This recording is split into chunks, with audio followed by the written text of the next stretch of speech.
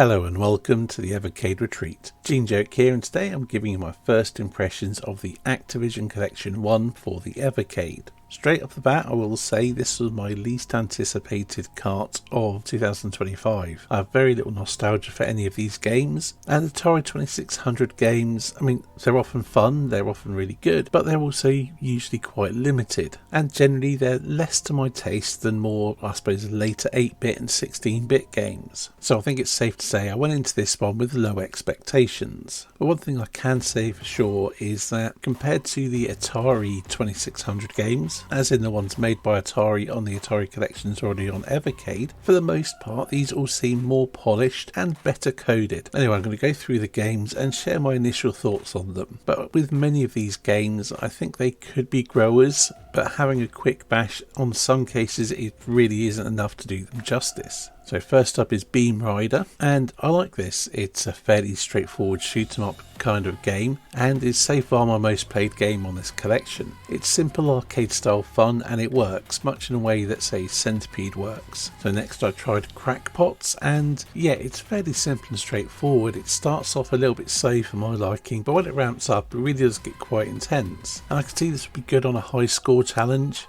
and maybe could be a bit of a grower. But I did find by the time I died on my first go, and I did have just the one, I was getting a bit bored. But again, it could be a grower. So I followed that up with Demon Attack, and it's a bit Galaga, Galaxian, Space Invaders like. And once again, yeah, it's pretty good, and I think it'd be good for a high score challenge, but again, didn't quite grab me, not like, say, Beam Rider did. After that, I played Enduro, and maybe I'm not getting something, but it just left me completely cold. I couldn't be asked. But yeah, technically impressive for the 2600, but it left me feeling I can't be asked. So I followed that up with Fishing Derby. Yeah, I turned it off pretty quick. Maybe it'd be quite good if you're playing with someone, but the gameplay was just tedious for me. And then there was Freeway. Okay, so it's a little bit like Frogger, except you only move up and down, you don't move side to side, and it's about timing to get past the cars.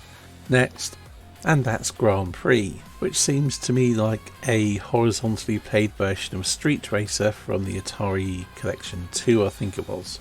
It does look significantly better than that game, and plays marginally better, but again, really couldn't be asked. Next, which was Mega Mania, another shoot 'em up, and this time you're blasting burgers and cookies and things.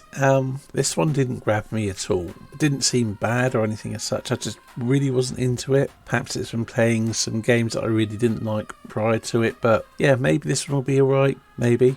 So next up was Pitfall, which is the game that I'm most familiar with from the collection. I remember playing on the 2600 when I was a kid, and I liked it, but I sucked at it, and I never really knew what I was doing. To me, it's just like you're running through the jungle, avoiding traps, trying to get as far as you could. I don't think I've ever played the game properly. I've played, Pitfall the Mine Adventure more than this. I've played, most of the more modern updates more than this one, but it still has a charm to it, so I'll give it a proper playthrough before long and finish it for the first time ever. But this was just a quick play, so I followed that up with Private Eye. Now, I didn't really know what I was doing with this game. I only skimmed over the instructions, and I think it could be quite interesting. How engrossing the game is, I've yet to be able to determine, but I'm intrigued by the idea, and I like that it's I won't say deeper game is probably not the right word, but a more in-depth game, one that requires more learning rather than a reaction-based arcade game. Well, it adds a bit of variety, so yeah, I'm looking forward to diving into this one properly. After that was River Raid, the other game off this collection that I was familiar with, and it's River Raid. I like Bridge Strike from the Home Computer Heroes collection, and that was a rip-off of this. The gameplay is solid, it is a classic for a reason, so yeah, a good inclusion obviously, and another one I think would be fun on a high score challenge. So I followed that up with Skyjinx. That had really low expectations of this one. You fly through the sky, making sure you have the blue towers on your left and the red ones on your right, and you fly until you reach the end,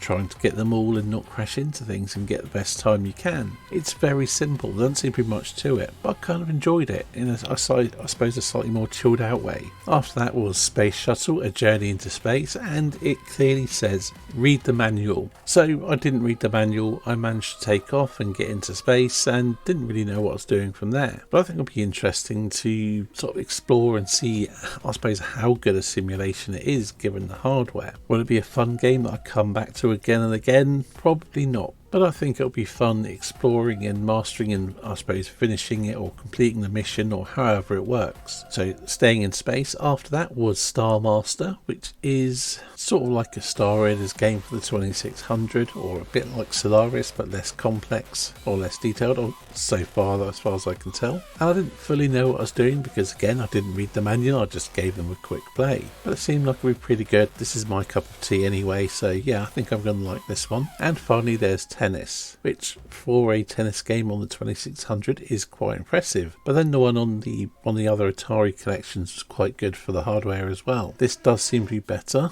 and might be the second best tennis game on the Evercade, but that's not saying much because some of them are pretty bad. So overall I wasn't overly impressed. There's a few games I liked and I could see I could come back to, but a number of them left me cold.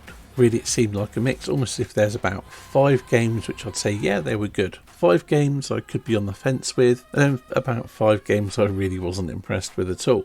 And out of 15 games, that's not actually that bad. I mean, most carts do have games I don't like or don't get on with. So yeah, it was a cart I wasn't really expecting much of, and a few games have exceeded my expectations. Or at least enough that I'll come back to them and I'm looking forward to digging into them properly. And I will eventually play through all of these games as I'll add them all to my ranking every Evercade game list, and before I put any game on there I've played through it or completed it where possible. And most of these games I'd assume are score chasers and they aren't beatable, but in such cases I give it the games a really good go, or as much as possible, unless I completely nope out of them, at which point I will just say, yep, I've noped out this one, don't like it, blah blah blah. But I do like to give everything a fair shake. Anyway, I think that's enough for this first impressions video. Thank you for watching and I'll see you on the next video.